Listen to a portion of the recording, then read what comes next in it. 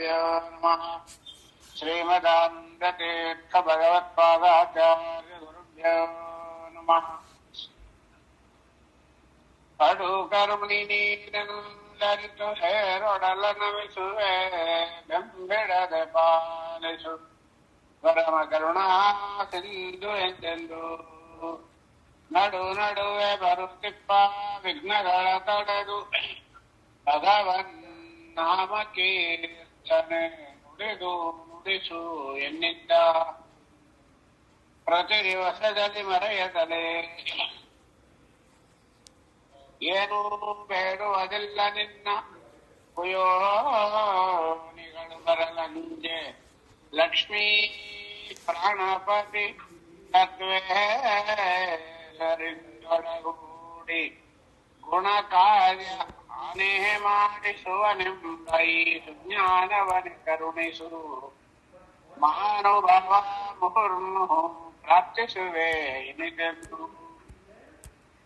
ಅಭ್ರಮಂ ಭಂಗರಹಿತಂ ಅಜಡಂ ವಿಮಲಂ ಸದಾ ಆನಂದ ತೀರ್ಥಮತುಲಂ ಭಜೆ ತಾಪತ್ರಯಾಪಹಂ.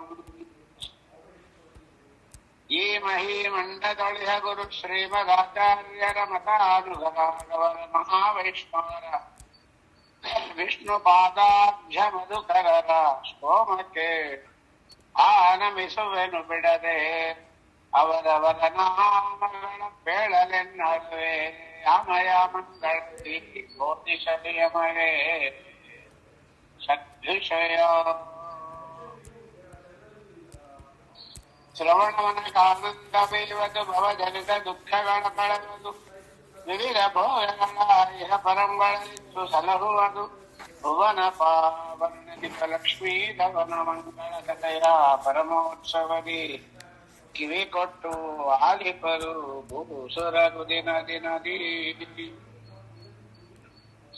ರಂಗೋ ತುಂಗ ತರಂಗ ಮಂಗಳಕರ ಶ್ರೀ ತುಂಗಭದ್ರಾದಟ ಪ್ರತ್ಯಸ್ತದ್ವಿಜ ಪುಂಗವಾಲಯ ಸನ್ಮಂತ್ರಾಲಯಕ್ಕೆ ಪುರೇ ನವ್ಯೇಂದ್ರೋ ಫಲನೀಲ ಭವ್ಯ ಕರ ಸತ್ಕಂದಾವನಂತರ್ಗತಃ ಶ್ರೀಮತ್ಸದ್ಗುರು ರಾಘವೇಂದ್ರ ಯತಿರಾಟ್ ಧ್ರುವಂ ಮಂಗಳಂ. ನಮೋಸ್ತು ತಾತ್ವಿಕಾ ದೇವಾಃ ವಿಷ್ಣು ಸತ್ಯಪರಾಯಣಾಃ ಧರ್ಮ ಮಾರ್ಗೇ ಪ್ರೇರಯಂತು ಭವಂತಃ ಸರ್ವ ಏವ ಹಿ. ಸಪ್ತಸುಧಾಮಗಳು ಸನ್ಮಂಗಳಾನಿ ಭವಂತು. ಶ್ಲೋಕೈಕ ಶ್ರವಣ ಪಠನ ಮಾತ್ರೇನ ವಕ್ತೃತ್ವ ಶ್ರೋತ್ರಾಂ ನಿಖಿಲ ಕಲಿರಲಕನ್ಮಳಾಪನೋದರ ಪಟವರೆ ಧರ್ಮಾತ್ಯಕಲ ಪುರುಷಾರ್ಥ ಸಾಧನೀಭೂತೆ ಶ್ರೀಮದ್ ಭವಿಷ್ಯೋತ್ತರ ಪುರಾಣೇ ಶ್ರೀ ವೆಂಕಟಗಿರಿ ಮಹಾತ್ಮೆ ಅದ್ಯ ಕಿಂಚಿತ್ ಪೂರ್ವ ಕಥಾನುವಾದಃ.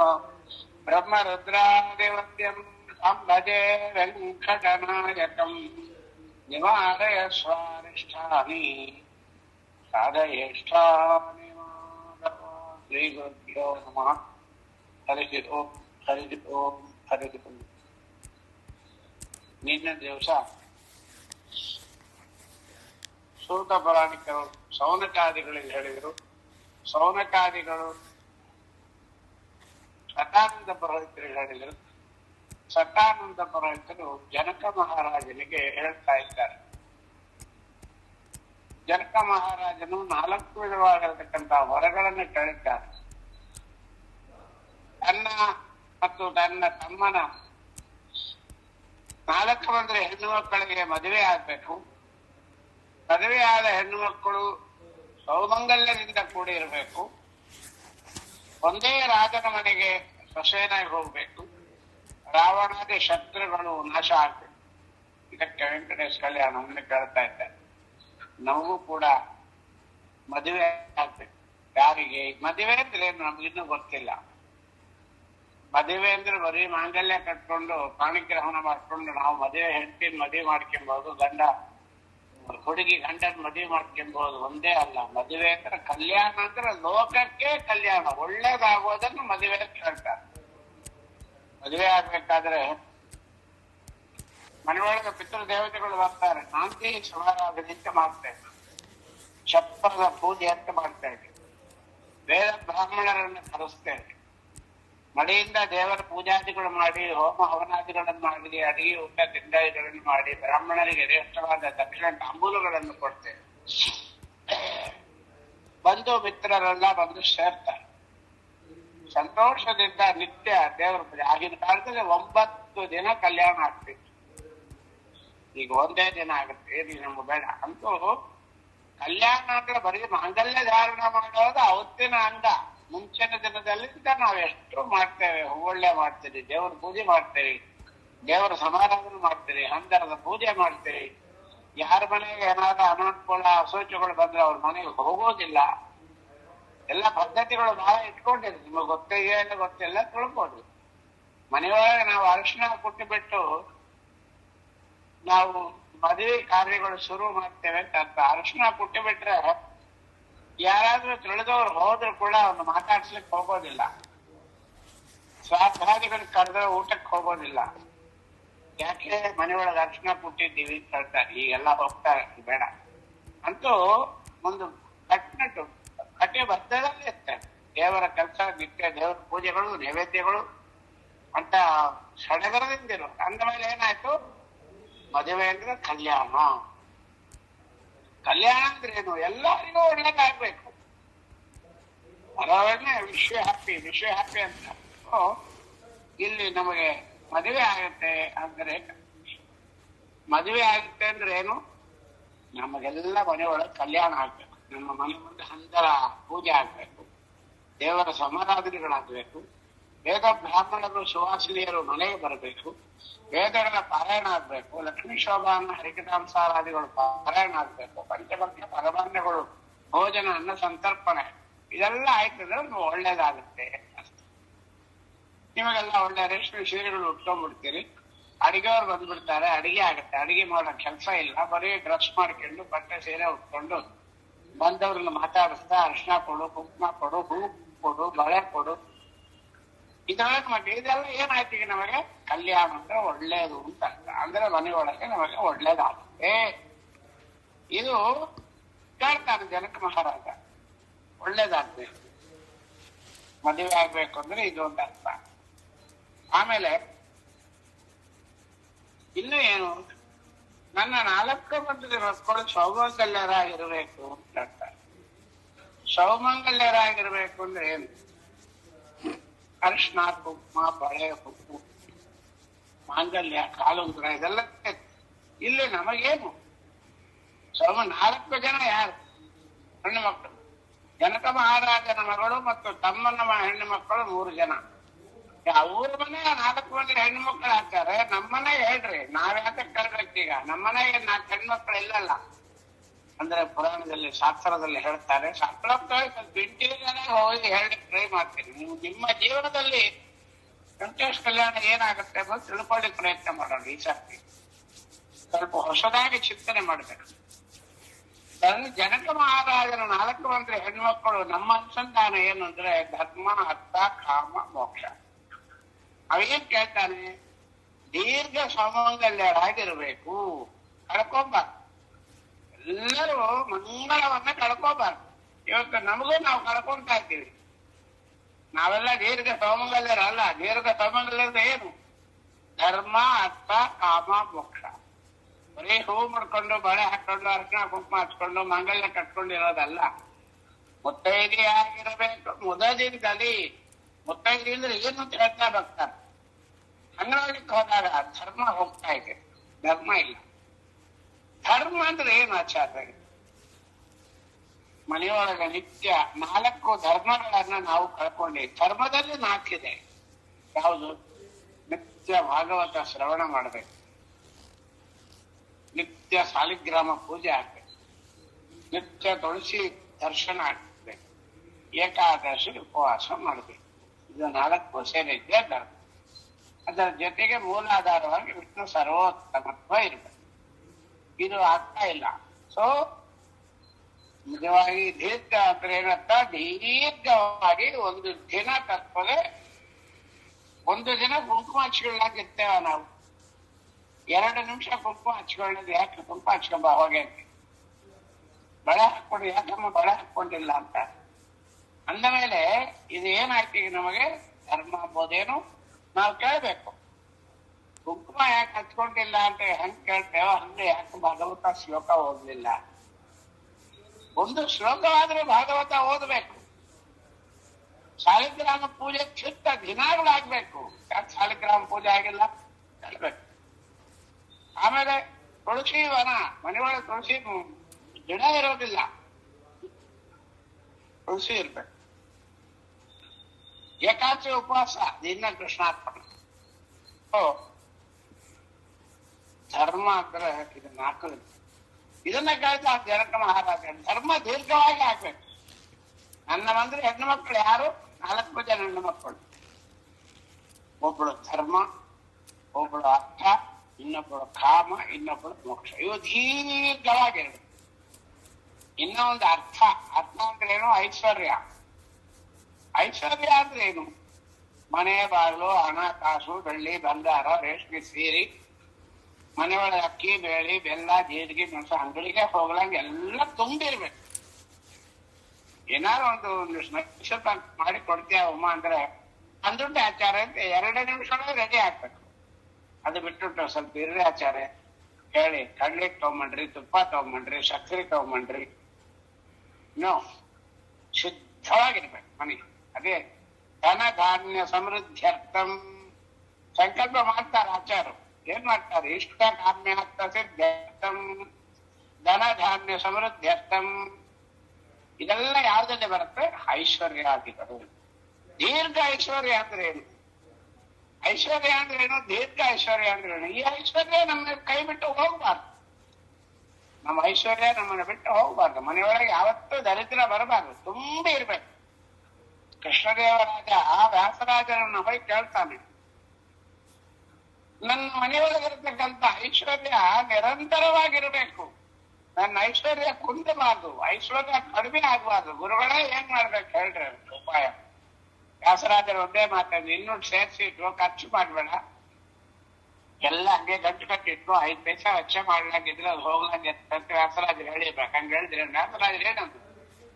ನಿನ್ನ ಐಶ್ವರ್ಯ ಮನೆಯೊಳಗೆ ತುಂಬಿ ಇರಬೇಕು, ಕಡಿಮೆ ಆಗಬಾರ್ದು ಅಂದ್ರೆ ಪುರಂದರದಾಸರಂತ ಜ್ಞಾನಿಗಳಿಗೆ ಜೋಳಿ ಒಳಗೆ ವಜ್ರ ವೈಡೂರ್ಯಗಳನ್ನ ದಿನಾಗಳು ನೋಡ್ರಿ. ಎಲ್ಲಿಂದ ಎಲ್ಲಿ ಸಂಬಂಧ? ವಜ್ರ ಐಶ್ವರ್ಯ ಸೇರ್ಬೇಕು ಅಂದ್ರೆ ಭದ್ರವಾಗಿ ಇಟ್ಕೊಂತ ಹೇಳೋದು ಬಿಟ್ಬಿಟ್ಟು ದಾನ ಮಾಡೋದು ಹೇಳ್ತಾರೆ. ಇರ್ಲಿ, ಅಂತೂ ನಮ್ಗೆ ಎತ್ತಕ್ಕಂತ ಐಶ್ವರ್ಯ ಅರ್ಥ ಅಂಬೋದು ದೀರ್ಘವಾಗಬೇಕಾದ್ರೆ ಮನೆಯೊಳಗೆ ದಾನ ಧರ್ಮಗಳನ್ನು ಬೇಕಾದಷ್ಟು ಮಾಡ್ಬೇಕು. ಈಮೇಲೆ ಯಾವ್ದದು? ಭಗವಂತ ಕೊಟ್ಟಿದ್ದನ್ನ ಭಗವಂತನಿಗೆ ಸಮರ್ಪಣೆ ಮಾಡ್ಬೇಕು. ಅನಲ ಪಕ್ವಗೈಸಿದನ್ನವ ಅನಲನೋಡು ಹೋಮಿಸುವ ತರದಂತೆ. ಬೆಂಕಿಯಿಂದಲೇ ಮಾಡಿದ ಅನ್ನವನ್ನ ಒಲೆ ಮೇಲೆ ಮಾಡಿದ ಅನ್ನವನ್ನು ಒಲೆ ಒಳಗೆ ಹೋಮ ಮಾಡ್ತೇವೆ, ಐಶ್ವರ್ಯ ಮಾಡ್ತೇವೆ. ಹಂಗೆ ಕೆರೆಯ ನೀರೇನು ಕೆರೆಯ ಚೆಲ್ಲಿ ಹರಿಯ ಕರುಣದಲಾದ ಭಾಗ್ಯವ ಹರಿ ಸಮರ್ಪಣೆ ಮಾಡಿ ಬದುಕಿರು. ಇದೆಲ್ಲ ಉಪದೇಶ ಪದಗಳು. ಇದನ್ನೆಲ್ಲ ಅರಿವಾಣ ಸೇವೆಯಲ್ಲಿ ಹೇಳ್ಬೇಕು. ಕೆರೆಯ ನೀರನ್ನು ಕೆರೆಗೆ ಚೆಲ್ಲಿ ವರ ಪಡೆದವರಂತೆ ಕಾಣಿರು ಹರಿಯ ಕರುಣದ ಲಾಭ. ನೋಡಿ, ಇದು ಹರಿಯ ಕರುಣದ ಲಾದ ಭಾಗ್ಯವ ಹರಿ ಸಮರ್ಪಣೆ ಮಾಡಿ ಬದುಕಿರು. ಕೆರೆಯ ನೀರನ್ನು ಕೆರೆಗೆ ಚಿಂತ ಹಾಡುಗಳನ್ನ ಹುಡುಕಿ ಹೇಳ್ಬೇಕು. ದೇವ್ರ ಮೇಲೆ ಹೇಳಿದ್ರೆ ಕೃಷ್ಣ ನೀ ಬೇಗ, ಅದು ದೇವ್ರ ಮೇಲೆ ಇಂತಿಂತ ಹಾಡುಗಳನ್ನು ಹಾಡಿದಾಗ ಜಾಗರಣೆ ಪೂರ್ತಿ ಬರುತ್ತೆ. ಸೊ ಏನಾಯ್ತು? ಭಗವಂತ ಕೊಟ್ಟದ್ದನ್ನ ಭಗವಂತನಿಗೆ ಸಮರ್ಪಣೆ ಮಾಡುವಂತ ಅರ್ಥ ದೀರ್ಘವಾಗಬೇಕು. ದಾನ ಧರ್ಮಗಳನ್ನ ಮಾಡ್ತಾ ಮಾಡ್ತಾ ಮಾಡ್ತಾ ಅರ್ಥವಾಗಿರ್ತಕ್ಕಂಥದ್ದು ಉಕ್ಕಬೇಕು. ಸ್ವಾಮಿಯೊಳಗೆ ನೀರು ಸೇದಿದ್ರೆ ಊತು ಬರೋದು, ಸೇದಲಾಗಿದ್ರೆ ಭಾಗ ಹಾಳು ಬಿದ್ದೋಗುತ್ತೆ. ಹಂಗೆ ಅರ್ಥ ದೀರ್ಘವಾಗಿರ್ಬೇಕು ಅಂತ ಜನಕ ಮಹಾರಾಜ ಕೇಳ್ತಾನೆ. ಇನ್ನ ಕಾಮ. ಕಾಮ ಅಂದ್ರೆ ಏನು? ಆಶೆ. ಎಲ್ಲ ಆಶೆ. ನಂಗೆ ಬೇಕು, ನಂಗೆ ಬೇಕು, ನಂಗೆ ಬೇಕು, ನಂಗೆ ಬೇಕು. ಮುರಳೀದಾಸರ ಎಲ್ಲ ನಂಗೆ ಕೊಟ್ಬಿಡ್ರಿ, ನಂಗೆ ಕೊಟ್ಬಿಡ್ರಿ, ನಂಗೆ ಕೊಟ್ಬಿಡ್ರಿ. ಆಸೆ ಆಗಬಾರ್ದು. ಕಾಮ ಅಂದ್ರೆ ಏನು? ಎಲ್ಲಿ ಇರ್ಬೇಕು ಆಸೆ? ಇರ್ಬೇಕು. ಮುರಳೀದಾಸರಿಗೆ ಆಸೆ ಇರ್ಬೇಕು. ಎಲ್ಲಿರ್ಬೇಕು?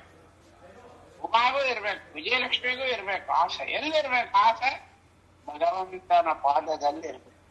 ನಮಗದು ಬಿಟ್ಟು ಬೇರೆ ಕಡೆ ಎಲ್ಲ ಆಸೆ ತುಂಬಿ ಆಗಿದೆ. ಆಸೆ ಎಂಬುದು ಹೆಂಗಿರ್ಬೇಕು? ಸ್ವಾಮಿಯನ್ನು ನೋಡ್ಬೇಕು. ಶ್ರೀಕಾಂತಯನಿಷ್ಠೆ ದಯ ಮಾಡೋ ತಂದೆ, ಏಕಾಂತದಲ್ಲಿ ನಿನ್ನ ಭಜಿಸುವ ಸೌಭಾಗ್ಯ. ಇದು ಆಸೆ. ಪರಮಾತ್ಮನ ದೇವರ ಪೂಜೆ ಮಾಡೋದು, ದೇವರ ದರ್ಶನ ಮಾಡೋದು, ಮುತ್ತೈದಿ ಮರದಲಾಟ ಕೊಡೋದು, ಬ್ರಾಹ್ಮಣ ಮುತ್ತೈದಿ ದಂಡೆ ಬಡಿಸೋದು, ಇದು ಬರ್ಬೇಕು. ಹಾಳಾಗಿರ್ತಕ್ಕಂಥದ್ದು ಕಾಮ. ಈ ಕಾಮನೆ ಇರ್ಬೇಕು. ಶಾಸ್ತ್ರ ಓದ್ಬೇಕು, ಅದಕ್ಕೆ ನಮ್ಸಾಲ ಓದ್ಬೇಕು, ಭವಿಷ್ಯತ್ ಪುರಾಣ ವಿಜ್ಞಾನದೆಲ್ಲ ಕೇಳ್ಬೇಕು. ಇದು ಕಾಮ. ಇದು ದೀರ್ಘವಾಗಿರ್ಬೇಕು. ಇನ್ನ ಒಂದಿದೆ ಮೋಕ್ಷ. ಆ ಮೋಕ್ಷ ಎಂಬುದೇನು? ಅದೇ ದೊಡ್ಡ ಪ್ರಾಬ್ಲಮ್ ನಮಗೆ. ಆಚಾರ ದೀರ್ಘವಾದ ಮೋಕ್ಷ ಅಂದ್ರೇನು? ಒಂದ್ಸಾರಿ ಹೊಟ್ಟೋಗ್ತೀವಲ್ಲ. ಮೋಕ್ಷ ಅಂದ್ರೆ ಬರೀ ಅದಲ್ಲ. ಮೋಕ್ಷ ಎಲ್ಲಿದೆ? ವೈಕುಂಠ. ವೈಕುಂಠ ಎಲ್ಲಿದೆ ಅಂತಂದ್ರೆ ಎಲ್ಲಿದೆ? ಕಪಟನ ಆಟಕ ನಮ್ಮ ಪುರಂದರ ವಿಠಲಮ್ಮ ಕುಪಿತ ದೀನನೆ ವದನ ಅಂದ್ರೆ ಏನಾಯ್ತು? ನಮ್ಮ ಬಾಯಿಯೊಳಗೆ ಯಾವಾಗೂ ಹರಿಕಥಾಮೃತ ಸಾರ ಹೇಳ್ತಾ ಅಡಿಗೆ ಮಾಡ್ತೀವಿ ಅಂದ್ರೆ ಕುಕ್ಕರ್ ತೊಳೆದು ಇಡೋವಳನೆ ಪಾಪ ಕರ್ಮ ಬದೈತು ಒಡೆ ಲಕ್ಷ್ಮೀಪತಿಯ ಸಮರಾಧ ದಿವಿಜರಣೀಪ ಯೋಜ ಭವಂಡದೊಳಗ ಅವಲ್ಲಿನ ಕಾಣೆ ಗೋಪ ಗುರುವಿನ ಬಡದ ಗುರುವಿನಗ ಜಾಪ ಮೊದಲಾದವರು ಮಾಡಿದ ಪಾಪರಾಧಗಳ ಹಿಡಿಸಿದನೆ ಕರುಣಾ ಸಮುದ್ರ ಹರಿ. ಮೊದಲಿಂದ ಶ್ರೀರಮನಿಂದಲೇ ಹೇಗೆ ಕುದುರೆ ಲಾಡ ಕಟ್ಟಿದ ಕುದುರೆ ಹೋಗ್ಬೇಕು ಅಂತಿಲ್ಲ. ಯಾವ ಮಧ್ಯ ಬಾಯ ಬರ್ತದೆ ಹೇಳು. ಈಶನಲ್ಲಿ ವಿಜ್ಞಾನ ಭಗವದ್ದಾಸರಣಿ ಸದ್ಭಕ್ತಿ ವಿಷಯ ನಿರಾಸ ಮಿಥ್ಯಾವಾದಿಯಲ್ಲಿ ಪ್ರದ್ವೇಷ ನಿತ್ಯದಲ್ಲಿ ಈ ಸಮಸ್ತ ಪ್ರಾಣಿಗಳ ಮೇಸನಿಗಳೆಂದರಿಕವರ ವಿಲಾಸಗಳ ಪೂರೈಸುವದೆ ಮಹಾಯಜ್ಞ ಹರಿ ಪೂಜೆ. ಕರಿಬೇವು ತರಿತೀವಿ, ಪಲ್ಲೆಕಾಯಿ ಹೆಚ್ಚುತ್ತೀವಿ. ಮೂಢ ಮಾನವನೆಲ್ಲ ಕಾಲದಿ ಬೇರೆ ಕೊಂಬೆನಿತೆಂದು ಬೇಡದಂತತಿ ಮಾಡ ಪುರುಷತ್ತರ ಸ್ವಪ್ನದಲ್ಲಿ ನೀಡುವಡದಿ ನವಲ ಗುಣ ಕೊಂಡಾಡಿ ಇಕ್ಕುವ ಪರಮ ಭಾಗವತರಣ ನಾಡಿ ತನ್ನನು ಜನ್ಮ ಜನ್ಮಗಳಲ್ಲಿ ಮರೆಯದಲೆ. ಕೈಕಾಲು ತೊಳ್ಕೊಂಡು ಬರ್ತೀರಾ? ಮಾತಾರೀಶ್ವರನು ದೇಹ ರಥದೊಳು ನೂತನ. ಯಾವುದೇ ನೆನಪಿನಿಂದ ಸಂಬಂಧವೇ ಬೇಡ. ನಿನ್ನ ನಾಲಿಗೆ ಒಳಗೆ ಬೆಳಗ್ಗೆ ಎದ್ದಾಗಿಂದ ರಾತ್ರಿವರೆಗೆ ನಿರಂತರವಾಗಿ ಆ ಹರಿನಾಮ ಕೀರ್ತನೆಗಳು ಬರ್ತಾ ಇತ್ತು. ಬೆಳಗ್ಗೆ ಏಳೋ ವೇಳೆ 7 ಅಲ್ಲಿಂದ ಶುರು ಮಾಡ್ಬೇಕು. ಮೂಲ ಹೋಗ್ತಾ ಇರ್ಬೇಕು. ಹನುಮಂತೇವ್ರ ಭಾಗದಾಗ ಬರ್ಬೇಕು. ನಾಲಿಗೆದಿಂದ ಇರ್ಬಾರ್ದು. ಮತ್ತೆ ಯಾರು ಮಾತಾಡ್ರಿ ಏನಂದ್ರಿ? ಹೌದ್ರಿ, ಆಯ್ತ್ರಿ, ಮಾಡ್ತೇನ್ರಿ, ಆಯ್ತ್ರಿ. ಅದು ಮಾತಾಡಿ ಮತ್ತೆ ತಿರುಗಿ ಒಳಗೆ ಬರ್ಬೇಕು. ಈ ಟ್ರ್ಯಾಕ್ ಬೇರೆ ಎಲ್ಲ ಆಗ್ಬಾರ್ದು. ಅದನ್ನ ನಮ್ಮ ಭಜನಾ ಮಂಡಳಿಯವರ ಹತ್ರ ನಮ್ಮ ಶಿಷ್ಯರ ವೃತ್ತಿ ನಾನು ಬಹಳ ಜನದಿಂದ ಎಕ್ಸ್ಪೆಕ್ಟ್ ಮಾಡ್ತಾ ಇದ್ದೆ. ಅದು ಬೇಕು ನಮಗೆ. ಯಾವಾಗಲೂ ಬಾಯಿ ಸುಮ್ಮನೆ ಇರಬಾರ್ದು. ಏನಾದ್ರು ಅಂತಾನೆ ಇರ್ಬೇಕು. ಮಧ್ಯ ಕಟ್ ಮಾಡ್ಬೇಕು, ಮಾತಾಡ್ಬೇಕು, ತಿರುಗಿ ಬೇರೆ ತಗೊಂಡ್ಬೇಕು. ಅದಕ್ಕೇನು ಹೇಳಿದ ಆರ್ಡ್ರಾಗ ಹೋಗ್ಬೇಡ್ರಿ. ಆರ್ಡ್ರಾಗ ಹೋದ್ರೆ ಮತ್ತೋಗುತ್ತೆ. ಎಲ್ಲಿ ಬಿಟ್ಟೇವಂದ್ರೆ ಬೇಡ. 988 ಪದ್ಯದಲ್ಲಿ ನಿಮ್ಗೆ ಯಾವ್ಯಾವ ಪದ್ಯ ಯಾವುದೇ ಬರಲ್ಲ, ಒಂದೇ ಪದ್ಯ ಸಾಕು. ಶ್ರೀರಮಣಿಕರ ಕಮಲ ಪೂಜಿ ಇದನ್ನೇ ಹೇಳ್ತಾರೆ. ದೀರ್ಘವಾಗಿ ಬರ್ಬೇಕು. ಇದನ್ನ ಮಾಡ್ಬೇಕು. ಅದೇ ಮೋಕ್ಷ ಸಾಧನೆ. ನಮ್ಮ ನಾಲಿಗೆ ಒಳಗೆ ಕೃಷ್ಣ ಕುಣಿಬೇಕು. ಅದು ಮೋಕ್ಷ. ಈಗೇನಾಯ್ತು? ಜನಕ ಮಹಾರಾಜ ಕೇಳ್ತಾನೆ, ದೀರ್ಘವಾದ ಸೌಮಂಗಲ್ಯ. ದೀರ್ಘವಾದ ಸೌಮಂಗಲ್ಯ ಅಂದ್ರೇನು? ಕೃಷ್ಣ ಕುಂಕುಮ ಒಂದಾಯ್ತು, ಬಳೆ ಆಯ್ತು, ಮಾಂಗಲ್ಯ ಆಯ್ತು, ಹೂವಾಯ್ತು. ಇದು 4 ಇದ್ಬಿಟ್ರೆ ಸಾಕು. ಅರಶಿನ ಕುಂಕುಮ, ಬಳೆ, ಮಾಂಗಲ್ಯ, ತಲೆ ಕುಂಕುಮ. ಇದಕ್ಕೆ ಕಾಲುಗ್ರ ನಾವು ಎಲ್ಲ ಪುತ್ಲಾಗ ಅದೆಲ್ಲ ಬಂದೇ ಬರುತ್ತೆ. ಇನ್ಕ್ಲೂಡೆಡ್. ಮುಖ್ಯವಾಗಿ ಇದನ್ನ ಹಾಕಿ ನೋಡಿದ್ರೆ ಮುಖ್ಯವಾಗಿ ಅಂತ ಹೇಳ್ತೇನೆ. ಅರಶಿನ ಕುಂಕುಮ ಹಚ್ಕೊಂಡಿರ್ಬೇಕು, ತಲೆಯಾಗ ಹೂವು ಇರ್ಬೇಕು, ಕೊರಳಾಗ ಮಾಂಗಲ್ಯ ಇರ್ಬೇಕು, ಕೈಯಾಗ ಬಳೆ ಇರ್ಬೇಕು. ಸಾಕು. ಅದ್ಯಾವುದು? ಧರ್ಮ, ಅರ್ಥ, ಕಾಮ, ಇದು ದೀರ್ಘವಾಗಿರ್ಬೇಕು ಹೇಳ್ತಾನೆ ಜಗನ್ನಾಥ ನಮ್ಮ ಜನಕ ಮಹಾರಾಜ. ನಾವು ಇದನ್ನ ಕಲಿಬೇಕು. ಇದು ಬೇಕಾದ್ರೆ ಏನ್ ಮಾಡ್ಬೇಕು? 4 ವರ ಆಯ್ತು. ಈಗ 4 ಕೇಳ್ತಾ ಇದ್ದಾನೆ. ಒಂದರೊಳಗೆ ಒಂದೇ ವರ ಆಯ್ತು. ಮೊದಲು ವಾರ ಏನಾಯ್ತು? ಲಗ್ನ ಆಗಬೇಕು. ಮದುವೆ ಆಗ್ಬೇಕು ಅಂದ್ರೆ ನಮಗೇನು ಗೊತ್ತಿಲ್ಲ, ಮದುವೆನೇ ಆಗಿಲ್ಲ ಯಾರಿಗೂ. ಮದುವೆ ಆಗ್ಬೇಕು ಅಂದ್ರೆ ಏನಾಗ್ತಾರೆ? ನಮ್ ಗಂಡ ಬದಲಿ ಇದ್ದಾರೆ, ನಮ್ ಗಂಡ ಎಂ ಶ್ರೀನಿವಾಸನ್ ಇದ್ದಾನೆ, ನನ್ನ ಹೋಗಿ ಮದುವೆ ಆಗಲ್ಲ ಅಂತಿರಲ್ಲ ಆಚಾರ್ಯ. ಇದಲ್ಲ ಮದುವೆ, ಈ ಗಂಡ ಅಲ್ಲ. ನಿಜವಾದ ಮದುವೆ ಯಾರು? ನಮ್ಮ ಕೃಷ್ಣ. ನಿನ್ನ ಒಡೆಯ ಯಾರು? ಎಷ್ಟೋ ಬದಲಿಗಳು, ಎಷ್ಟೋ ಜನರಲ್ಲಿ ಎಷ್ಟೋ ಶ್ರೀನಿವಾಸ ಗಂಡಂತ ಆಗಿದ್ರು. ನಿರಂತರವಾದ ನಮ್ಮ ಒಡೆಯ ಯಾರು? ಶ್ರೀಕೃಷ್ಣ. ಅವನ ಪಾದಾರವಿಂದಕ್ಕೂ ಕೃಷ್ಣನ ಪಾದಾರವಿಂದವೇ ನಮಗೆ ಗಂಡ. ಹುಡುಗಿ ಯಾರು? ನಮ್ಮ ಮನಸ್ಸು. ನಮ್ಮ ಮನಸ್ಸನ್ನತಕ್ಕಂತ ಪಕ್ವವಾದ ಮನಸ್ಸನ್ನತಕ್ಕಂತ ಹುಡುಗಿಯನ್ನ ಪುರುಷ ಅನ್ನತಕ್ಕಂತ ಪರಮ ಪುರುಷ ಯಾರವನು? ಪುರುಷ ರೂಪತ್ರಯ ಪುರಾತನ ಪುರುಷ ಪುರುಷೋತ್ತಮಟ ರಕ್ತನ ಪುರುಷ ಪೂಜಿತ ಪಾದ ಪೂರ್ಣಾನಂದ ಜ್ಞಾನಮಯ ಪುರುಷ ಸಿದ್ಧ ಸುಮೇಯ ತತ್ತತ್ ಪುರುಷ ಪುಷ್ಕರ ನಿಲಯ ಮಹಾಪಟ್ಟ ಅಜಾಂಡ ಅಂತರದೆ ಬಹಿರದೆ ವ್ಯಾಪ್ತಾನೆ ಇವನೇ ಗಂಡ. ಅವನು ಯಾರು? ಶ್ರೀಕೃಷ್ಣ ಪರಮ. ಹುಡುಗಿ ಯಾರು? ನಾವೆಲ್ಲ ಅಲ್ಲ, ಸೀರೆ ಉಟ್ಕೊಂಡವರಲ್ಲ. ಹುಡುಗಿ ಯಾರು? ಮನಸ್ಸು. ಅದಕ್ಕೆ ಗಾತ್ರ ಹೇಳೋರು ಅಂತಾರೆ, ಮನಸ್ಸನ್ನ ಸ್ತ್ರೀ ಹೋಲಿಸ್ತಾರೆ. ಯಾಕಂದ್ರೆ ಆ ಮನಸ್ಸು ಹೆಂಗಂದ್ರೆ ಹಂಗೆ ಹೊಟ್ಟೋಗುತ್ತೆ. ಅದನ್ನ ವಶ ಮಾಡ್ಬೇಕು. ಹೆಂಡತಿ ಆದವಳು ಹೆಂಗಂಗೆ ಎಲ್ಲೆಲ್ಲ ಹೋಲಿಕ್ ಬಿಡಬಾರ್ದು, ವಿತೋಟದಲ್ಲಿ ಹಿಡ್ಕೊಬೇಕು. ನಮ್ಮ ದೇವರು ಲಕ್ಷ್ಮೀ ದೇವಿ ಹೆಂಗೆ ಹಿಡ್ಕೊಂಡಿದ್ದಾನೆ? ಕೈಯಾಗಿ ಹಿಡ್ಕೊಂಡಿದ್ದಾನೆ. ಯಾವುದು? ಲಗಾಮ್. ಆ ಕುದುರೆ ಹೋಗ್ಲಿಕ್ಕೆ ಲಗಾಮ್ ಯಾವುದು? ಜಾಟಿ. ದೇವರ ಕೈ ಒಳಗಿರ್ತಕ್ಕಂಥ ಬಂಗಾರದ ಜಾತಿ ಯಾವುದು? ಲಕ್ಷ್ಮೀ ದೇವಿ. ಲಕ್ಷ್ಮೀ ದೇವಿನ ಹೊರಟಿಲ್ಲ. ಹಂಗೆ ನಮ್ಮ ಮನಸ್ಸು ಅನ್ನತಕ್ಕಂಥ ಸ್ತ್ರೀ ಎಲ್ಲಿರ್ಬೇಕು? ಪರಮಾತ್ಮನ ಪಾದಾರವಿಂದದಲ್ಲಿ ಇರ್ಬೇಕು ಪುರುಷ. ಈಗೇನಾಯ್ತು? ನಮಗ್ ಬೇಕಾಗಿದ್ದೇನು ಕೇಳ್ತಾ ಇದ್ದಾನೆ ಅವನು. ಮೂರನೇದು ಏನು ಕೇಳ್ದ? ಎಲ್ಲ ಸುಮಂಗಲಿಯರಾಗಿರ್ಬೇಕು ಅಂತ ಕೇಳ್ದ, ಮದುವೆ ಆಗ್ಬೇಕು ಅಂತ ಕೇಳ್ದ, ಮತ್ತು ಒಂದೇ ರಾಜನ ಪುತ್ರಿಯರಾಗಿ ಹೋಗ್ಬೇಕು. ಏನ್ರಿ ಇದು? ಒಂದೇ ರಾಜನ ಪುತ್ರಿಯರಾಗಿ ಹೋಗ್ಬೇಕು, ಇದೇನ್ರಿ ಇದು? ಎಲ್ಲಿ ಬೇಕಾರಾಗ್ಲಿ, ಎಲ್ಲ ನಮ್ಮ 4 ಜನ ಸೊಸೆಯರು ಯಾರು? ಧರ್ಮ ಮರಿಬಾರ್ದು. ನಮ್ಮ ಮಕ್ಕಳು ಯಾರು? ಹೆಣ್ಣು ಮಕ್ಕಳು. ಧರ್ಮ, ಅರ್ಥ, ಕಾಮ, ಮೋಕ್ಷ. ಇವರಿಗೆ ಮದುವೆ ಆಗ್ಬೇಕು. ಎಲ್ಲಿ ಆಗ್ಬೇಕು? ಒಂದೇ ರಾಜನ ಮನೆಗೆ ಸೊಸೆಯರಾಗಿ ಹೋಗ್ಬೇಕು. ಇದರ ಅರ್ಥ ಏನು? ಪರಮಾತ್ಮನಲ್ಲೇ ಇರ್ಬೇಕು. ಧರ್ಮ ಯಾವುದು? ಸಂಧ್ಯಾವಂದನ ಮಾಡೋದು, ಗುರುಮಂತ್ರ ಮಾಡೋದು, ಏನು ಮಾಡಿದ್ರು ಕೂಡ ಮಮ ಸ್ವಾಮಿ ಹರ ನಿತ್ಯಂ ಸರ್ವಶ್ರೇಷ್ಠ ಪತಿರೇವಚ. ಭಗವಂತನಲ್ಲೇ ಇರು. ಬೇರೆ ಕಡೆ ಹೋಗ್ಬಾರ್ದು, ಬೇರೆಯವ್ರ ಮನೆಗೆ ಹೋಗ್ಬಾರ್ದು. ಹುಡುಗಿ 4 ಹುಡುಗಿ ಹೆಂಗಿರ್ಬೇಕು? ಅರ್ಥ ಪರಮಾತ್ಮನದೇ ಇದು, ಎಲ್ಲ ಪರಮಾತ್ಮನದೇ ಸೊತ್ತು. ನಮ್ಮ ಧರ್ಮಗಳು ಪರಮಾತ್ಮನಿಗೆ ಸಂಬಂಧಪಟ್ಟದ್ದೇ ಆಗಿರ್ಬೇಕು. ಕಾಮನೆಗಳು ಪರಮಾತ್ಮನ ಪೂಜಾದಿಗಳೆಲ್ಲ ಇರಬೇಕು. ಮೋಕ್ಷಗಳು ನಮ್ಮ ಬಾಯೊಳಗೆ ಭಗವಂತನ ನಾಮ ಸ್ಮರಣೆ ಅಂದ ಮೇಲೆ ಧರ್ಮ, ಅರ್ಥ, ಕಾಮ, ಮೋಕ್ಷ ಅನ್ನತಕ್ಕಂಥ 4 ಹೆಣ್ಣು ಮಗಳನ್ನ ಒಂದೇ ಒಡೆಯನಾಗಿರ್ತಕ್ಕಂಥ ಕೃಷ್ಣ ಪರಮಾತ್ಮನ ಹತ್ತಿರ ಇರಬೇಕು. ಇದು ಅರ್ಥ. ಇದೆಲ್ಲ ಯಾರು ಹೇಳಲ್ಲ, ತಿಳ್ಕೊಳ್ಳಿ. ಒಂದೇ ರಾಜನ ಮನೆಗೆ ಆಯ್ತು. ಈಗ ಇನ್ನೊಂದಿರ್ತಾನೆ, ಶತ್ರುಗಳು, ರಾವಣಾದಿ ಶತ್ರುಗಳು ಹತರಾಗಬೇಕು. ಇದೊಂದು ದೊಡ್ಡದು ಕೂತಿದೆ. ಜಾನಕಿ ದೇವಿಯನ್ನ ರಾಮನ ಹೊತ್ಕೊಂಡು ಹೋಗ್ಬೇಕು ಅಂತ ಕಾಯ್ತಾ ಇದ್ದಾರೆ. ಅಂತ ಶತ್ರುಗಳು ಹತ ಆಗ್ಬೇಕು. ನಮಗೆ ಯಾವ್ದಾಗ್ಬೇಕು? ನಮ್ಮಲ್ಲಿ ಇರ್ತಕ್ಕಂತಹ ಸೊತ್ತು ಯಾವುದು? ಸೊತ್ತು ಯಾವುದು? 2 ಸೊತ್ತು ಕೂತಿದೆ. ಒಂದು ಸತ್ಕರ್ಮಾನುಷ್ಠಾನ, ಇನ್ನೊಂದು ಧ್ಯಾನ. ಇದು 2 ಇದೆ. ಅದನ್ನ ಹೊತ್ಕೊಂಡು ಹೋಗ್ತಾ ಇದೆ. ಯಾವ್ದು ಹೊತ್ಕೊಂಡು ಹೋಗ್ತಾ ಇದೆ? ಕಲ್ದ್ರೆ ಯಾರು?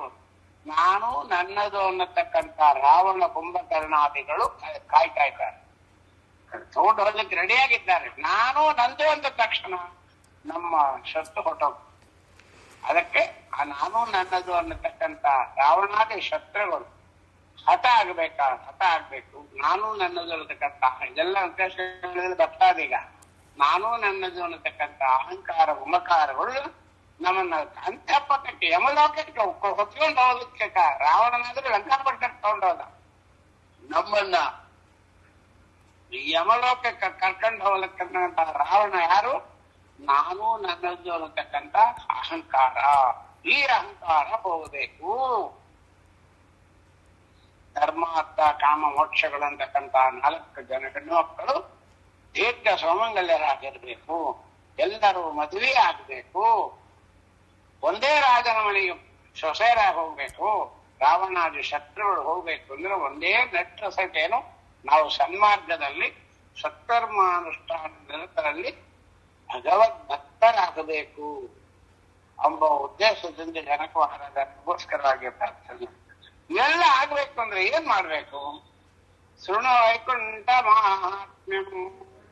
ಒಂದೇ ಮಾತಂತ ಇದ್ದಾರೆ ಸದಾನಂದ ಪುರದಲ್ಲಿ ಜನಕ ಮಹಾರಾಜ, ವೆಂಕಟೇಶ ಮಹಾತ್ಮ್ಯ ವೈಕುಂಠ ಮಹಾತ್ಮ್ಯವನ್ನ ಶ್ರವಣ ಮಾಡು.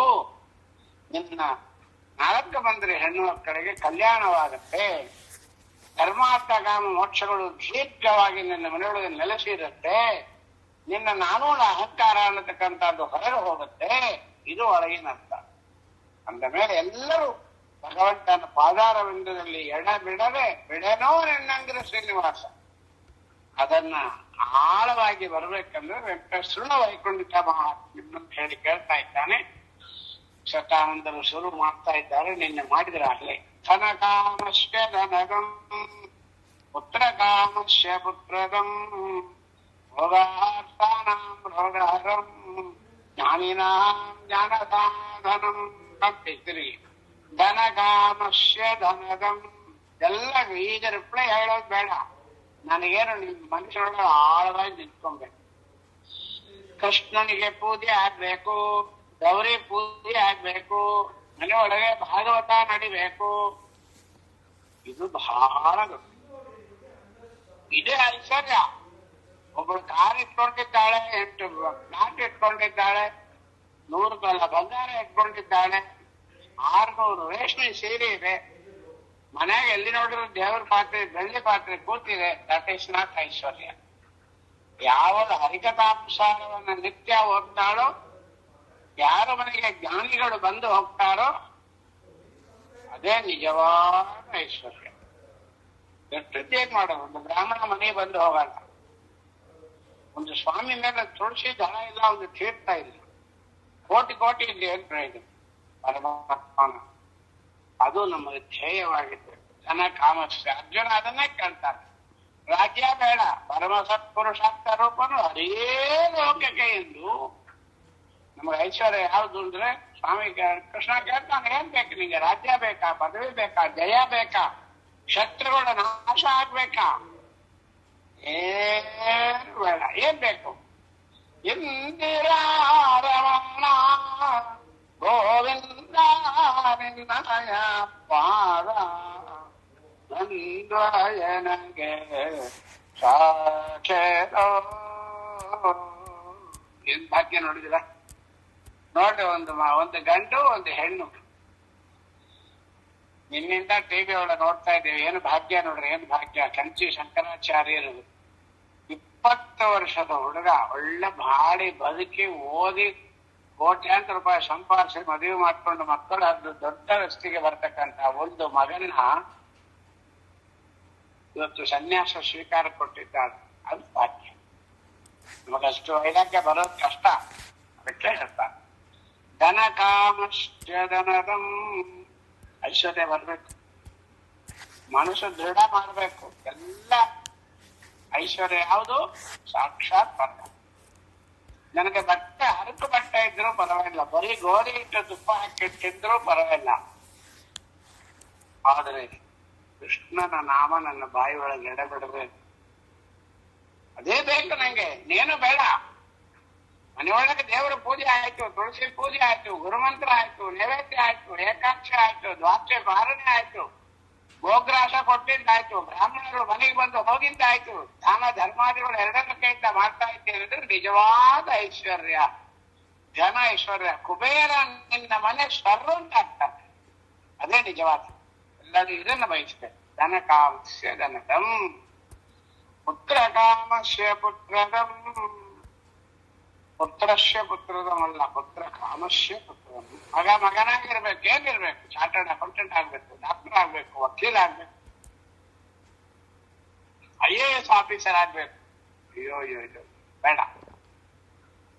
ಏನಾದ್ರು ಮಾಡ್ಕೊಡ್ರಿ. ಪುರಾಣ ಶಾಸ್ತ್ರ ಧರ್ಮ ಏನು ಹೇಳುತ್ತೆ?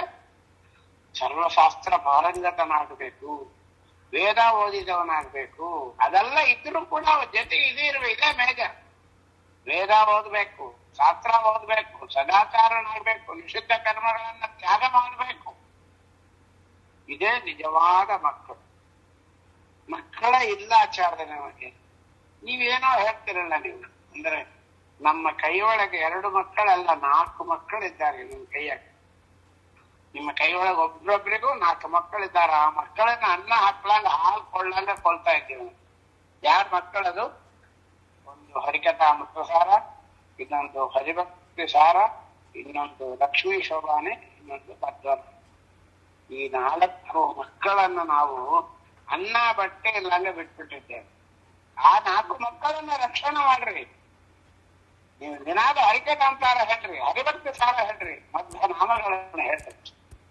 ಇದೇ ಮಕ್ಕಳು. ಲಕ್ಷ್ಮೀ ಶೋಭಾನೆ ಹೇಳ್ರಿ. 2 ಪದ್ಯ ಹೇಳಿದ್ರಿ, ಪೂರ್ತಿ ಬೇಡ. 113 ಪದ್ಯ ಬೇಡ. ಹೇಳಿದ್ರ ಕೂಸಿಗೆ ಚೈತನ್ಯ ಬಂದ್ಬಿಡುತ್ತೆ. ಬಾಲಸಾಗರವನ್ನು ಲೀಲೆ ಕಳೆಯಲು ಬಾಳೆ ಮಹಾಲಕ್ಷ್ಮಿ ಉದಿಸಿದಾಳೆ, ಬಾಳೆ ಮಹಾಲಕ್ಷ್ಮಿ ಉದಿಸಿದಾಳಾದೇವಿ ಪಾಲಿಸದೆ ನಮ್ಮ ವಧುವರರ. ಆ ಲಕ್ಷ್ಮೀ ಶೋಭಾನ ಅಂತಕ್ಕಂಥ ಕೂಸಿಗೆ ಒಳ್ಳೆ ಹಪ್ಪಳ ಕರೆದು ಪಾಯಸ ಹಾಕಿಡಾಗಬೇಕು. ಒಂದೇ ಪದ್ಯ ಅಲ್ವಾ? ಶ್ರೀರಮಣಿಕರ ಕಮಲ ಪೂಜಿತ ಚಾರ ಚರಣ ಸರೋಜ ಬ್ರಹ್ಮ ಸಮೇತ ಫಣೀಂದ್ರ ವೇಂದ್ರ ಭವೇಂದ್ರ ಪುಟ್ಟವೇನುತ ನೀರಜ ಭವಂಧೋದಯಕ್ಕೆ ಕಾರಣನ ಕೈವಲ್ಯದಾಯಕ ನಾರಸಿಂಹನ ಕರುಣೆ ಪದವಳೆ ಸದಾಸ ಮಂಗಳವ. 2ನೇ ಮಗ. ಇನ್ನು 3ನೇದು ಯಾರು ಅಂದ್ರು? 2 ಮಗ ಆಯ್ತು. 3ನೇ ಮಗನೂ ಆಗೋಯ್ತು. ಲಕ್ಷ್ಮೀ ಹರಿಭಕ್ತ ಸಾರನೂ ಆಯ್ತು, ಮಧ್ವನಾಮವೂ ಆಯ್ತು. ಈ 4 ಮಕ್ಕಳನ್ನ ಬೆಳೆಸ್ರಿ. ಈ 4 ಮಕ್ಕಳನ್ನ ಬಿಟ್ಟುಟ್ಟಿ ಹುಟ್ಟಿದ ಮಕ್ಕಳನ್ನ, ಆ ಮಕ್ಕಳಿಗೆ ಇದನ್ನ ಹೇಳಿಕೊಡ್ರಿ. ಮಕ್ಕಳಿಗೆ ಇದನ್ನ ಹೇಳಿಕೊಡ್ರಿ. ಸೊ ಏನಾಯ್ತು? ಪುತ್ರಕಾಮ. ನಮ್ಮ ಮಕ್ಕಳು ಶಾಸ್ತ್ರವನ್ನ ಓದತಕ್ಕಂಥವರಾಗಬೇಕು. ನಾವು ಶಾಸ್ತ್ರವನ್ನ ನಮ್ಮ ಹೊಟ್ಟೆ ಒಳಗೆ ಇಟ್ಕೊಳ್ಬೇಕು. ನಿಜವಾದ ಗರ್ಭಿಣಿ ಯಾರು ಅಂದ್ರೆ, ಯಾರ ಹೊಟ್ಟೆ ಒಳಗೆ ಹರಿಕಥಾಂಸಾರ ಇದೆ, ಯಾರ ಹೊಟ್ಟೆ ಒಳಗೆ ಮಧ್ವನಾಮ ಇದೆ, ಯಾರ ಹೊಟ್ಟೆ ಒಳಗೆ ಹರಿಭಕ್ತಿ ಸಾರ ಇದೆ, ಅವರೇ ನಿಜವಾದ ಗರ್ಭಿಣಿಯರು. ಸ್ವಾಮಿ ಬಂದೇ ಬಿಡ್ತಾನೆ ನಿಮ್ಮ ಗರ್ಭದಲ್ಲಿ. ಪುತ್ರಕಾಂಶ ಪುತ್ರದಂ. ಇನ್ನ ರೋಗಾರ್ಥಾನಂ ರೋಗಹರಂ. ರೋಗ ಹೋಗ್ಬೇಕು. ಇದೇನ್ರಿ ಇದು ರೋಗ ಹೋಗ್ಬೇಕು ಅಂತಿರಲ್ಲ? ಯಾವ ರೋಗ?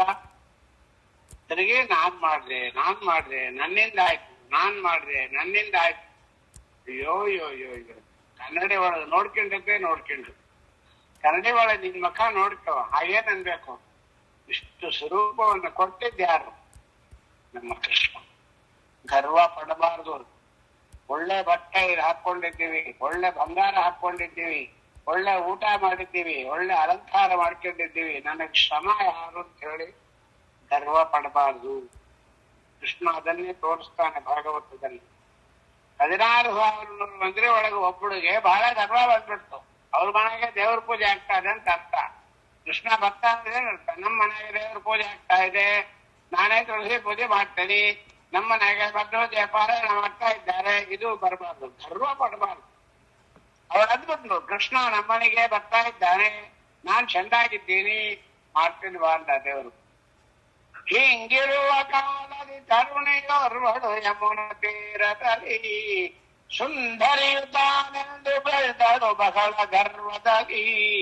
ಅದು ಕೇಳಿನ ಹೆಮ್ಮರಕ್ಕೆ ತಗಲಿಸಿ ಮಾಯವಾಗಲು ಹುಡುಕುತ್ತಲಿ ಗಿಡ ಮರವ ಕೇಳಿರಿ ದುಡುಕು ಮಾಡಿದನೆಂದು ಬಹಳ ಮನದೊಳಂತ ಕರಣವಿರಲಿ ಹೋಗಿ ಬರುವೆ ಕೋಪ.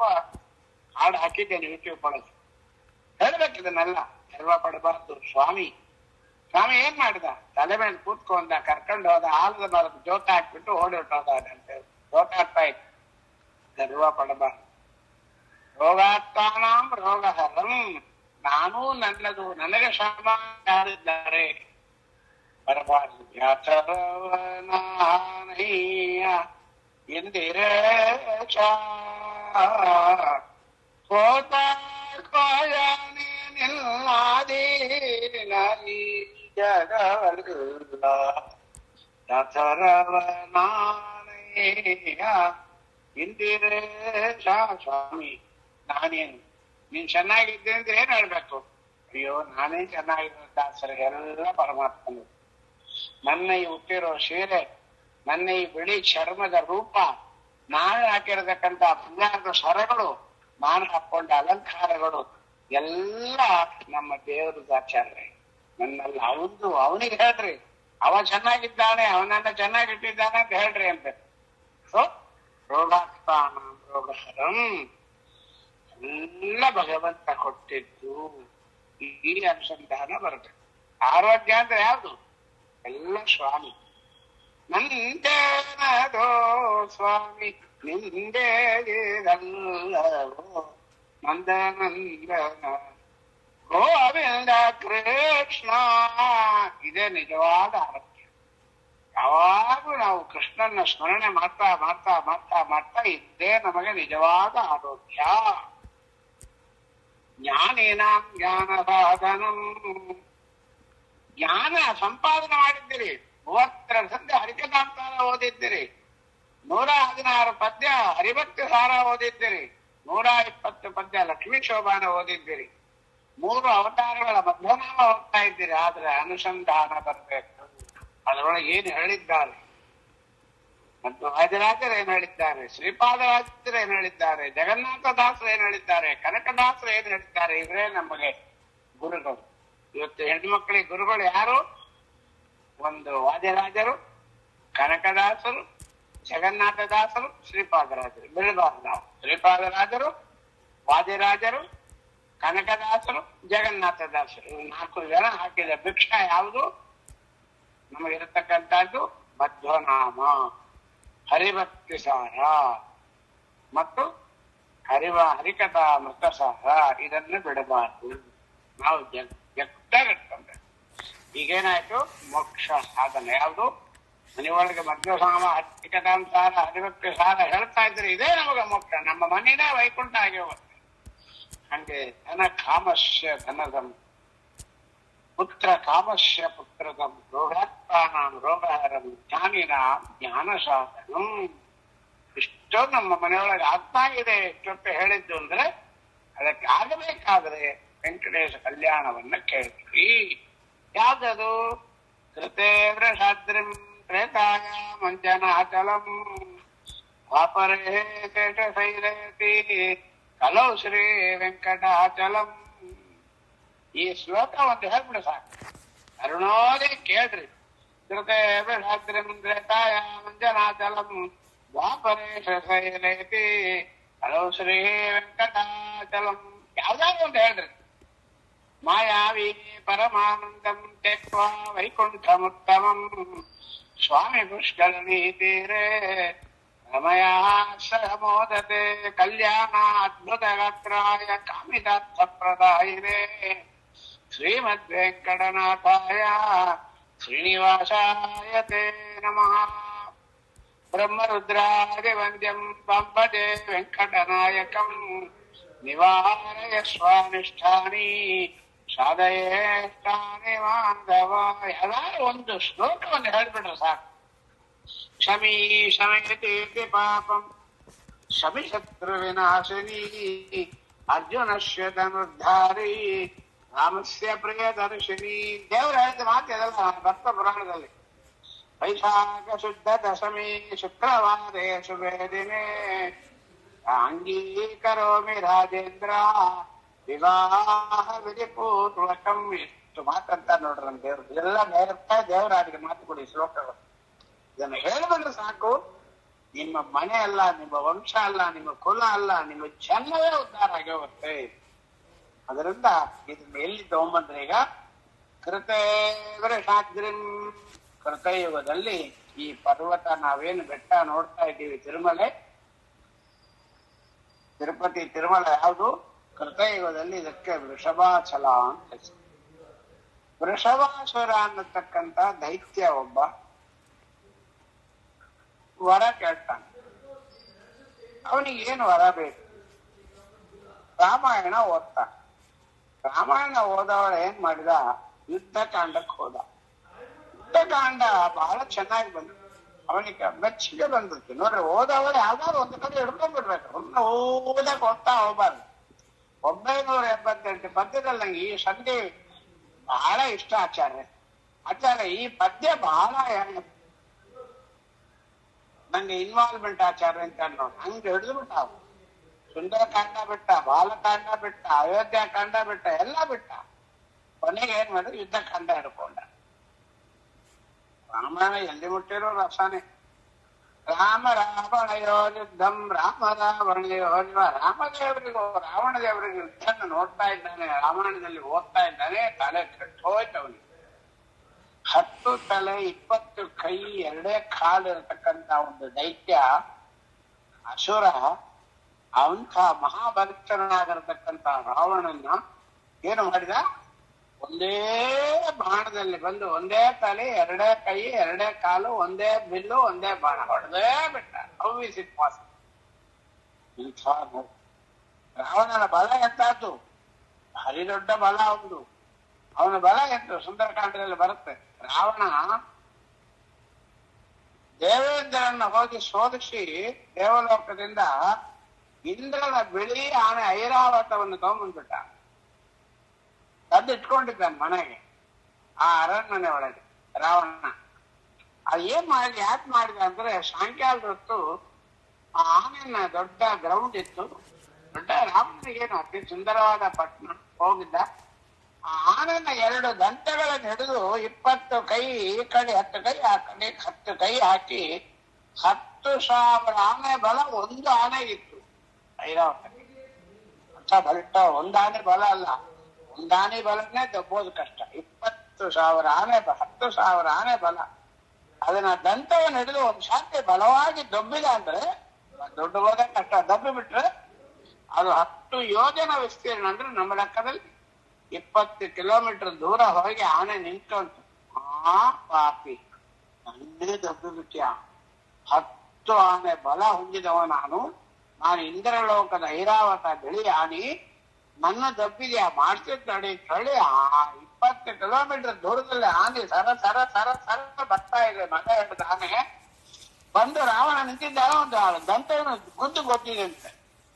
ಯೋಚನೆ ಮಾಡ್ಲಿಕ್ಕಾಗಲ್ಲ, ಸತ್ತು ಪುಡಿ ಪುಡಿ ಆಗಿರ್ಬೇಕು. ಆದರೆ ಅದು ಗುದ್ದಿದ ಮೇಲೆ ರಾವಣ ಸುಮ್ಮನೆ ಹಿಂಗೆ ಅಂತ ಇದ್ದಂತ, ಧೂಳು ತಾಕಿದಂಗ ಧೂಳು ಜಾರಿಸ್ಕೊಂಡು ತಂತ್ರ ಮಾಡ್ತಾ ಇದ್ದ. ಅವನಿಗೇನು ಆಗಿಲ್ಲ. ಬಲಿಷ್ಠನಾಗಿರ್ತಕ್ಕಂಥ ರಾವಣನ್ನ ಕೇವಲ ಜೈ ಶ್ರೀರಾಮ್ ಅಂತ ಹೊಡೆದ ನಮ್ಮದೇ. ಇದು ಹೆಂಗಿದು, ಅದೆಂತಾದ್ದಲ್ಲಿ ಅಂಥ ರಾವಣನಿಗೆ 10 ತಲೆ 20 ಕೈ ಇರ್ತಕ್ಕಂಥ 10,000 ಆನೆ ಬಲ ಇರ್ತಕ್ಕಂಥ ಒಂದು ಆನೆಯನ್ನ ದೊಬ್ಬಿ ಹೊಡೆದ್ರು ಕೂಡ ಏನಾಗಲ್ಲ ಅಂದ್ರೆ, ಅಂಥ ಬಲಿಷ್ಠನಾದ ರಾವಣನ್ನ ಇವ ಹೆಂಗ ಹೊಡೆದ. ರಾವಣನ ಬಲ ಎಷ್ಟಿರ್ಬೇಕು. I want to see examine Rama's ಬಲ ಅಂತ. ರಾಮದ ಬಲವನ್ನ ನಾನು ನೋಡ್ಬೇಕು.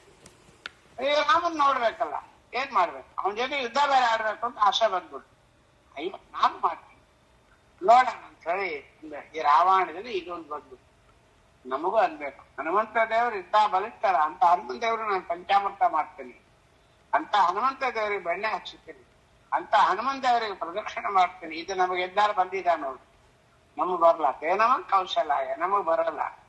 ಆದ್ರೆ ರಾವಣನಿಗೆ ಅಲ್ಲಿ ಹೊಟ್ಟೆ ಇತ್ತು. ದೈತ್ಯ ಅವನು ಹೋಗಿದೆ, ಋಷಿಗಳನ್ನೆಲ್ಲ ಕೇಳ್ತಾನೆ. ಎಲ್ಲ ನಾರದರೆಲ್ಲ ಬಂದ್ರು, ನಾನು ಈ ರಾಮನ ಅರ್ಜೆಂಟಾಗಿ ನೋಡ್ಬೇಕು. ಹಿಂಗೆಲ್ಲ ಸಿಗ್ತಾನೆ. ಶಾಲಿಗ್ರಾಮದ ರೂಪದಲ್ಲಿ ಪೂಜೆ ಮಾಡಿ ನೋಡು.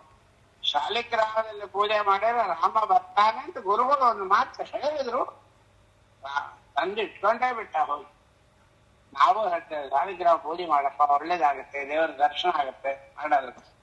ನೋಡ್ರಿ ದೈತ್ಯ ತಂದಿದ್ದಾನೆ. ಏನ್ ತಂದ, ಕರಾಳ ನರಸಿಂಹ ದೇವರ ಶಾಲಿಗ್ರಾಮ ತಂದುಬಿಟ್ಟ.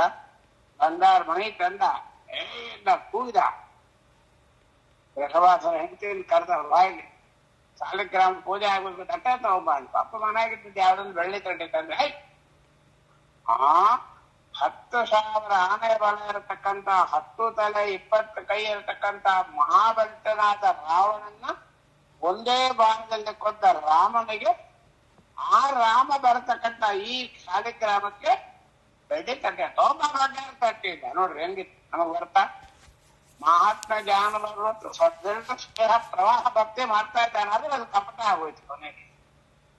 ಆಯ್ತು, ನಮ್ಗೆ ದೇವ್ರ ಪೂಜೆ ಅಂದ್ರೆ ಯಾವ್ದು ಇರ್ಬೇಕು, ದೇವ್ರ ಪೂಜೆಗೆ ತಟ್ಟೆ ಹಂಗಿರ್ಬೇಕು, ಮಂಟಪ ಹಂಗಿರ್ಬೇಕು, ಹೂವು ಎಂತದ್ದಿರ್ಬೇಕು, ಹಣ್ಣು ಎಂತದ್ದಿರ್ಬೇಕು, ಒಂದೊಂದ್ರೊಳಗೂ ಬರ್ಬೇಕು.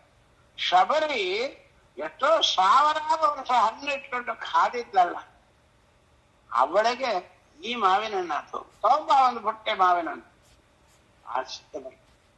ಪುಷ್ಪಗಳನ್ನ ಪಾರಿಜಾತ ಹೂವು ಗಿಡ ಬೇಕು ಅಂತ ಸತ್ಯವಾಮ ಜಗಳಾಡಿ ಕೋಟಿ ಮಾಡ್ತಿದ್ದ ಅಲ್ಲಲ್ಲ, ನಾವು ಎಂತ ಹೂ ಹಾಕ್ಬೇಕು ನಮ್ಗೆ ಸ್ವಾಮಿ. ಸುಮನೋವೃತ್ತಿಗಳ ಸುಮನ ಸತ್ರಾಲಾಪನವೇ ಶ್ರೀ ತುಳಸಿ ಬರ್ಬೇಕು ನಿಮ್ಗೆ. ಪರಮಾತ್ಮನ ವಿಷಯದಲ್ಲಿ ದೀಕ್ಷೆ ಬರ್ಬೇಕು. ಆಯ್ತು ಬಂದೇ ಬಿಟ್ಟು ತಂದಿದ್ದಾನೆ ಶ್ರೀನಿವಾಸ ಶತಾಂಗತಿ. ಏನ್ ಮಾಡಿದ ನೈವೇದ್ಯ ತನ್ನ ತಲೆಯನ್ನೇ ಕೊಟ್ಬಿಟ್ಟ.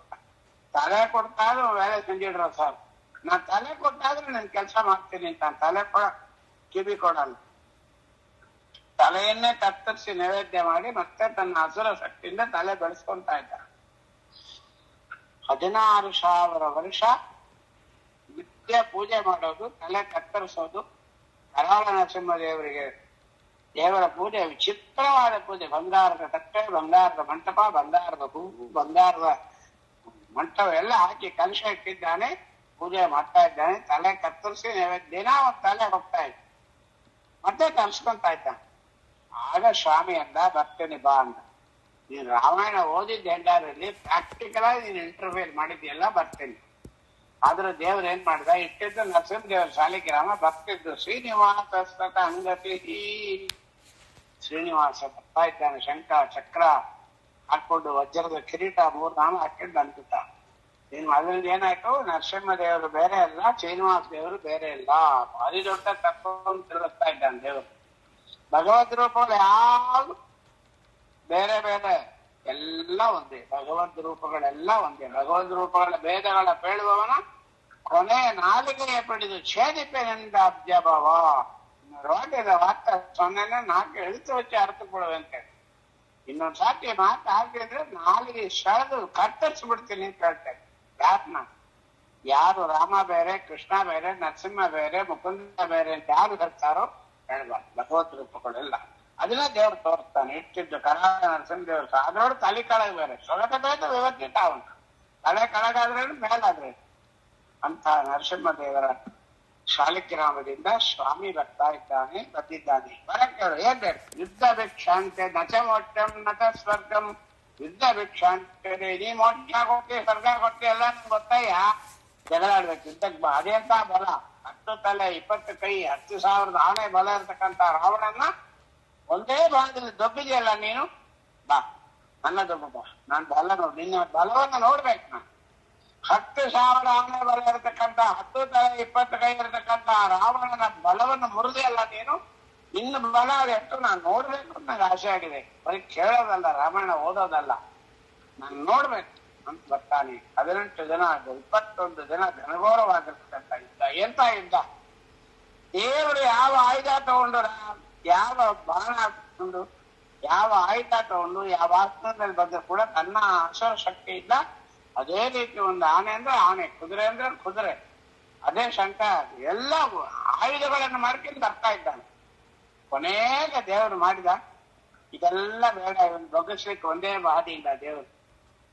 ಗರುಡ ವಾಹನ ಬಂದ್ಬಿಟ್ಟ, ಗರುಡನ ಮೇಲೆ ಬರ್ತಾನೆ. ಚಕ್ರಾಯುಧ ಧಾರಣೆ ಮಾಡಿ ಬರ್ತಾನೆ. ಚಕ್ರಪಾಣೆ ನಮಸ್ತುಭ್ಯಂ. ಅವನು ಎಷ್ಟೋ ಪ್ರಯತ್ನ ಮಾಡಿ ನೋಡಿದ, ಗರುಡನ್ನು ಮಾಡ್ಲಿಕ್ಕೆ ಆಗಲ್ಲ, ಚಕ್ರವನ್ನು ಧಾರಣೆ ಮಾಡ್ಲಿಕ್ಕೆ ಆಗಲ್ಲ.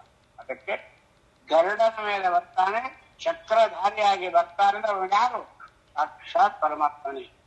ಗರುಡ ಗಮನ ಬದ್ದನು ನೋಡಿರೋ ಬೇಗ, ಗರುಡ ಗಮನ ಬಂದ ಎಲ್ಲ ಹೇಳೋದಲ್ಲ ಬಿಟ್ಬಿಟ್ರಿ. ಗರುಡ ಗಮನ ಬಂದ ಧರಣೆಯ ತೋಟ ಕರೆದು ಬಾರೆನ್ನುತ್ತ ವರಗಳ ಬೀರುತ್ತ, ಗರುಡ ಗಮನ ಬಂದನು ನೋಡಿರೋ ಬೇಗ. ಗರುಡ ಗರುಡನ ಮೇಲೆ ಬರ್ತಾ ಇದ್ದಾನೆ. ಆಗ ಇನ್ನೇನು ಶರಣಾಗತನಾಗ್ತಾ ಇದ್ದಾನೆ. ಆಗ ಕೊನೆಗೆ ಅವನು ಕೆಲವು ಮಾತುಗಳನ್ನು ಆಡ್ತಾನೆ ವೃಷಭಾಸುರ. ಯಾವ ನಿನ್ನ ಹಸ್ತದಲ್ಲಿರ್ತಕ್ಕಂಥ ಸುದರ್ಶನ ಚಕ್ರವನ್ನು ಯಾರು ದೇಹದಲ್ಲಿ ಧಾರಣ ಮಾಡ್ತಾರೆ ಅವರಿಗೆ ಪುನರ್ಜನ್ಮ ಇಲ್ಲ ಅಂತ ಮಂತ್ರಗಳು, ಶಾಸ್ತ್ರಗಳು, ವೇದಗಳೇ ಹೇಳ್ತಾ ಇವೆ. ಈಗ ಚಕ್ರ ತಗೊಂಬಂದಿದ್ದಿ, ನಾನು ಹಠ ಮಾಡು, ಮುದ್ರಾಧಾರಣೆ ಮಾಡ್ಕೊಂಬಲ್ಲ, ಗೋಪ್ಚನ ಚಕ್ರ ಗದಾನಾದನ ಮುದ್ರೆ ಹಾಕೊಂಬಾರ. ನಾವು ವೃಷಭಾಸುರ ಹೇಳ್ತಾ ಇದ್ದಾನೆ, ಯಾವ ಚಕ್ರವನ್ನು ಧಾರಣ ಮಾಡೋದ್ರಿಂದ ಪುನರ್ಜನ್ಮ ಇಲ್ಲ, ಸಂಸಾರದಿಂದ ಮೋಚನ ಆಗತ್ತೆ ಅಂತ ಹೇಳ್ತಾರಲ್ಲ, ಶರೀರಕ್ಕೆ ಮುಕ್ತಿ ಆಗುತ್ತೆ ಅಂತ ಹೇಳ್ತಾರಲ್ಲ, ಹಠ ಮಾಡು. ಅದರ ಜೊತೆಗೆ ನಾನು ಎಷ್ಟು ಸಾವಿರ ವರ್ಷ ನಿನ್ನ ಶಾಲಿಗ್ರಾಮ ರೂಪದಲ್ಲಿ ಪೂಜೆ ಮಾಡಿ ನರಸಿಂಹ ರೂಪದಲ್ಲಿ ಪೂಜೆ ಮಾಡಿ ನೀನು ಶ್ರೀನಿವಾಸನಾಗಿ ಬಂದಿದ್ಯಲ್ಲ, ಈ ಪರ್ವತಕ್ಕೆ ನನ್ನ ಹೆಸರಿಡು ಅಂತ ಹೇಳಿದಾಗ ಆಯ್ತು ಅಂತ ಹೇಳಿ ಸ್ವಾಮಿ ವೃಷಭಾಚಲ ಅಂತ ಹೆಸರಿದ್ದಾನೆ. ಧನದಂ ಏನಾಯ್ತೀಗ? ಐಶ್ವರ್ಯ. ಸ್ವಾಮಿ ಸಿಕ್ಕಿಬಿಟ್ಟ. ಈ ವೃಷಭಾದ್ರಿಯನ್ನ ಯಾರು ಶ್ರವಣ ಮಾಡ್ತಾರೆ, ಚಿಂತನೆ ಮಾಡ್ತಾರೆ, ಅವರ ಮನೆಯೊಳಗೆ ಶ್ರೀನಿವಾಸ ನಮ್ಮನೆಯೊಳಗಿರೋ ಶಾಲಿಗ್ರಾಮದಿಂದ ನಮಗೆ ದರ್ಶನ ಕೊಡ್ತಾನೆ. ಅದರೊಂದಿಗೆ ಏನಾಯ್ತು? ವೃಷಭಾದ್ರಿವಾಸ ಗೋವಿಂದ ಗೋವಿಂದ, ವೃಷಭಾಚಲವಾಸ ಗೋವಿಂದ ಗೋವಿಂದ, ವೃಷಭಾಚಲವಾಸ ಗೋವಿಂದ ಗೋವಿಂದ. ಕೃತೆ ವೃಷಾದ್ರಿಂ ತ್ರೇತಾಯ ಮಂಜನಾಚಲಂ ಎಂಬುದನ್ನ ನಾಳೊಂದು ದಿವಸ ನೋಡೋಣ ಅಂತ ಇಷ್ಟು ಭಾಗಗಳನ್ನು ಇವತ್ತು ನಾವು ಒಂದೊಂದನ್ನು ಹೇಳಿದ್ದೇವೆ. ನಮ್ಮ ಜೀವನದಲ್ಲಿ, ನಮ್ಮ ಶರೀರದಲ್ಲಿ, ನಮ್ಮ ಹೃದಯದಲ್ಲಿ ನಾವು ಅಳವಡಿಸಿಕೊಂಡು ಈ ವೆಂಕಟೇಶ ಕಲ್ಯಾಣವನ್ನು ಕೇಳಿದಾಗ ನಮಗೂ ಮುಕ್ತಿ ಆಗುತ್ತೆ, ಸಂಸಾರದಿಂದ ಬಿಡುಗಡೆ ಆಗುತ್ತೆ, ಮುಖ್ಯವಾಗಿ ಐಶ್ವರ್ಯಗಳು, ಇಷ್ಟಾರ್ಥಗಳು ಸಿದ್ಧಿ ಆಗುತ್ತೆ. ನಮ್ಮ ಮನೆ ಗಂಡ ಮಕ್ಕಳು, ಅತ್ತೆ ಮಾವಂದ್ರು, ಮರಿಮಕ್ಕಳು, ಮೊಮ್ಮಕ್ಕಳೆಲ್ಲ ಆರೋಗ್ಯವಂತರಾಗ್ತಾರೆ, ಒಳ್ಳೆ ಸಾಧನೆನೂ ಆಗುತ್ತೆ. ಇವೆಲ್ಲ ಚೆನ್ನಾಗಿದ್ರೆ ನಮ್ಮಿಂದ ಹರಕೆದಂತಾರ ಪಾರಾಯಣ ಆಗುತ್ತೆ. ಅದರಿಂದ ಎಲ್ಲವನ್ನು ಸ್ವಾಮಿ ಮಾಡಿಸಲಿ ನಮ್ಮಿಂದ ಅಂತ ಹೇಳ್ತಾ ಈ 4 ಇವತ್ತಿನ ತೊಳು ನುಡಿಗಳನ್ನ ಅಶ್ಮತ್ ಗುರುವಂತರ್ಕದ, ರಾಘವೇಂದ್ರ ತೀರ್ಥ ಗುರುವಂತರ್ಕದ, ಭಾರತೀಯ ಕ್ರಮಣ ಮುಖ್ಯ ಪ್ರಣಾಂತಕದ ಸೀತಾಪದ ಶ್ರೀಮನ್ ಮೂಲರಾಮಚಂದ್ರದೇವರ ಅಭಿನನಾಗಿರ್ತಕ್ಕಂಥ ಶ್ರೀ ಭೂ ದುರ್ಗಾ ಸಮೇತನಾದ ಶ್ರೀನಿವಾಸನ ಅಡಿದಾಗಳು ಸಮರ್ಪಣೆ ಮಾಡ್ತಾ ಶ್ರೀರಮಣ, ಭೂರಮಣ, ಲಕ್ಷ್ಮೀರಮಣ, ದುರ್ಗಾರಮಣ, ವೆಂಕಟರಮಣ, ಏಡುಗೊಂಡಲವಾಡ ಗೋವಿಂದ ಗೋವಿಂದ. ಹರೇ ಶ್ರೀನಿವಾಸ ಗುರೋ